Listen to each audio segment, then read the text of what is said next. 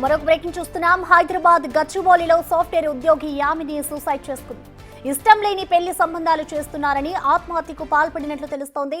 తన ఇంటికి వెళ్తున్నాను అంటూ స్నేహితులకు చెప్పి హాస్టల్లోని కిటికీ గిల్కు ఉరివేసుకుని చనిపోయింది.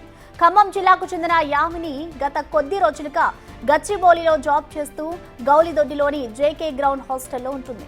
యామిని డెడ్ బాడీని పోస్ట్ మార్టం కోసం ఉస్మానియా ఆసుపత్రికి తరలించారు. మృతురాలి తమ్ముడు ఫిర్యాదుతో కేసు నమోదు చేసుకుని దర్యాప్తు చేస్తున్నారు. ఇటు ఆత్మహత్య ఎందుకు చేసుకోవాల్సి వచ్చింది, ఇష్టం లేని పెళ్లి సంబంధాలే కారణమా లేక మరేవైనా రీజన్స్ ఉన్నాయా అన్న కోణంలో పోలీసులు ఎంక్వైరీ చేస్తున్నారు. యామిని సెల్ ఫోన్తో సహా తన ఫ్రెండ్స్ ని విచారిస్తున్నారు. ఈ ఘటనపై మరింత సమాచారాన్ని మా ప్రతినిధి సాగర్ అందిస్తారు. సాగర్, చెప్పండి, ఇటు యామిని ఆత్మహత్యకి సంబంధించి కారణాలు ఏమైనా తెలిసాయా? అసలు పోలీసుల దర్యాప్తు ఏ విధంగా ఉంది?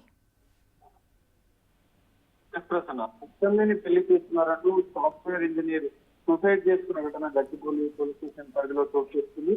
అయితే గతంలో కూడా ఈ విషయం పైన పెళ్లి విషయంలో ఇంట్లో కొంత ఘర్షణ జరిగినట్టుగా కూడా తెలుస్తుంది, కొంత వాదన చేసినట్టుగా కూడా తెలుస్తుంది. అయితే తాజాగా ఆమె సాఫ్ట్వేర్ ఉద్యోగిగా ఆమె గచ్చిబౌలిలోని ఒక సాఫ్ట్వేర్ కంపెనీలో పనిచేస్తుంది.